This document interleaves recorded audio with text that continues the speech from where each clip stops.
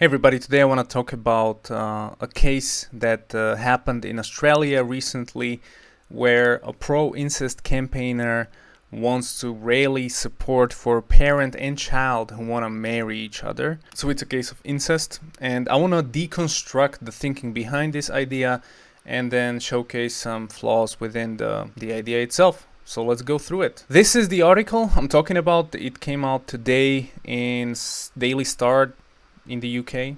I want to point to the most important thing in this whole article, and that's the justification for this bizarre act.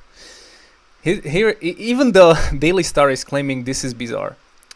He bizarrely claims that closely related people who start sexual relationships haven't done anything to hurt anyone. They have just fallen in love with someone who they happen to be related to. Mr. Morris claims that campaigning for true marriage equality is just the right thing to do. It seems to be unjust as the law that used to imprison gay people and the law that used to stop people of different races marrying.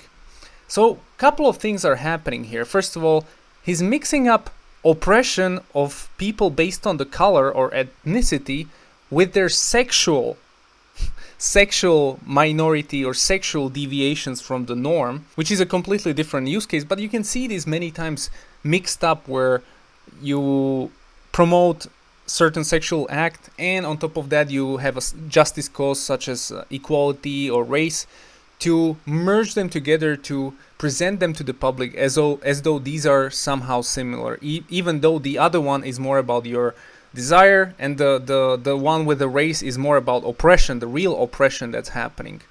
So what he claims, and this is actually correct, he says we haven't done anything to hurt anyone. We've just fallen in love with someone we are related to. Let's think about this. Is there anything morally wrong with what he's claiming? Not really.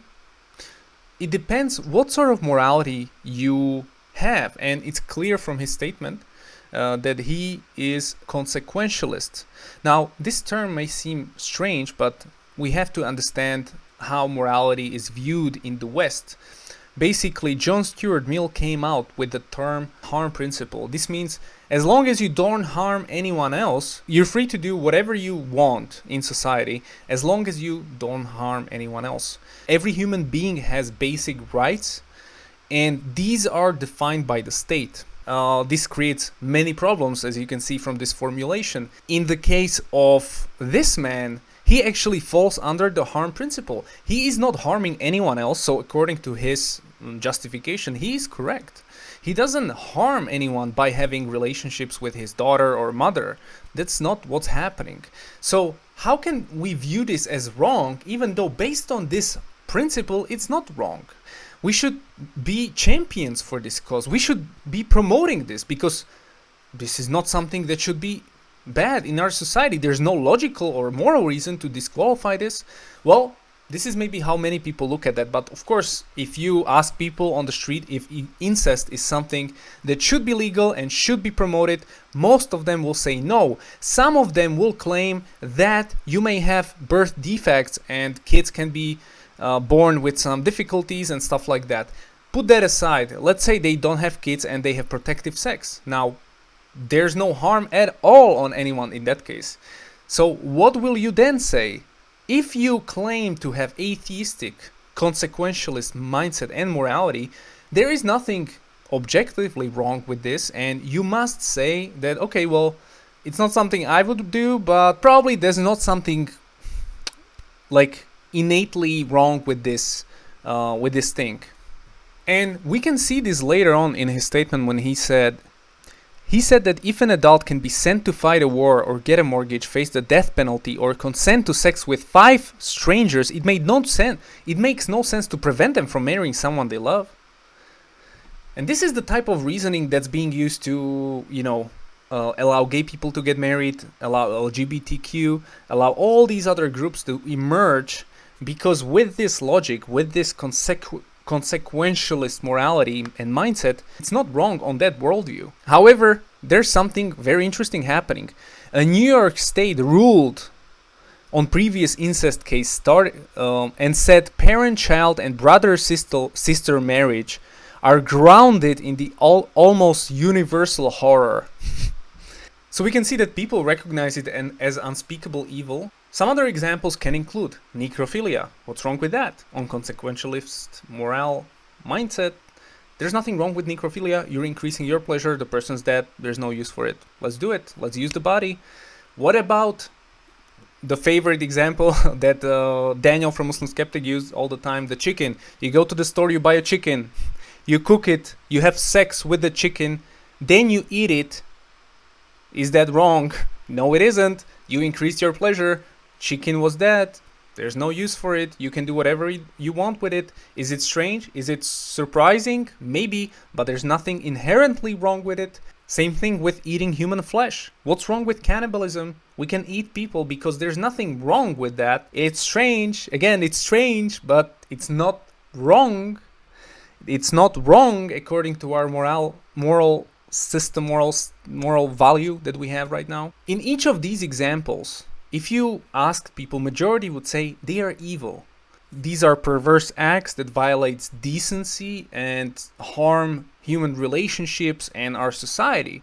So where is this coming from? Well, we have to understand that there are different types of morality, and the other type, the consequentialist morality, is deontological. Deontological morality comes from our intuitions. It's inbuilt. It's our fitra, and this type of morality is innate to a human being, to recognize good and evil, and everybody is born with this morality. Because I can give you an example. Let's say there's a car on the road trying to run over a kid, and he kills a kid. The driver kills a kid on purpose, and you saw this. You would think in your mind, this is an evil act. This is evil.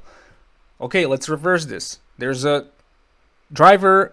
He wants to kill the kid with the car, but somebody saves the child last second. That person is a hero. That's a good act.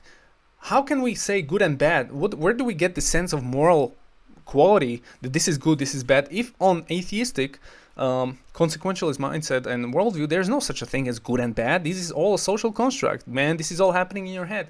There's nothing like that. Come on, let's be real here. So as we saw, the harm principle, and John Stuart Mill argues for definition of basic human principles by the state. And anytime you define human rights, or let's say Geneva Convention on Human Rights and all these things, they are defined by human beings, by the state, which is never going to be perfect. And those values doesn't have to be shared with other cultures. Let's say the value of democracy or freedom. Why is that a value? I don't need that value. Maybe you need it, but not me.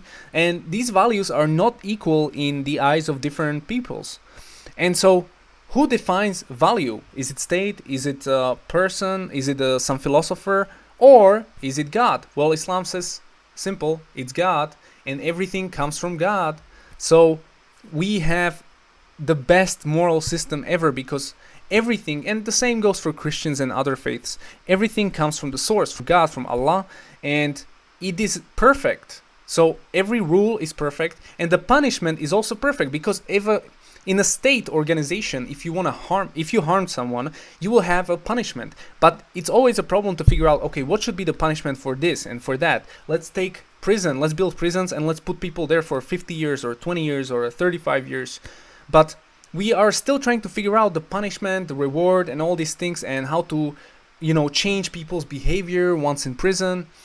But these things in Islam are pretty straightforward. They're Sharia. There are clear rules. Some of them are, they need some interpretation. But most of these things are pretty standard. And you listen, if you want to engage in some of these acts, and if you want to promote them, that's not going to happen under Islamic government. And you can pack up and leave if you want to promote this. And you're free to do that. But don't come here and promote it. And so above the harm principle, above these all things is God, and we come always to what God said. And if you want to talk about if God exists and why is Islam true, that's another discussion. I see many Muslims are confused with this, and they do not really know what to say or how to explain this. So hopefully this was helpful. Just remember there are two types of morality, deontological and consequentialist, and the consequentialist comes from analytical thinking and sort of secular mindset. Deontological is within you, and it was put there by Allah, and your moral guidelines come from Allah. It doesn't come from society. It doesn't come from some human being who said something 1,000 years ago. It comes from the Quran and Sunnah. And so that's it. That's what it is. Hopefully this was helpful. Let me know in the comments, what did you think about this case? What do you think, incest is good or not? If yes, let me know, how can you explain why is incest okay? And try not to use consequentialist moral values. So try to argue for incest without mentioning the harm principle and liberalism, and we'll see if we get anywhere. Inshallah. Thank you so much for watching this, and give me a comment, because it helps me in algorithm. So please comment below, what do you think about incest? SubhanAllah, may Allah protect us all, and see you next time. Assalamu alaikum.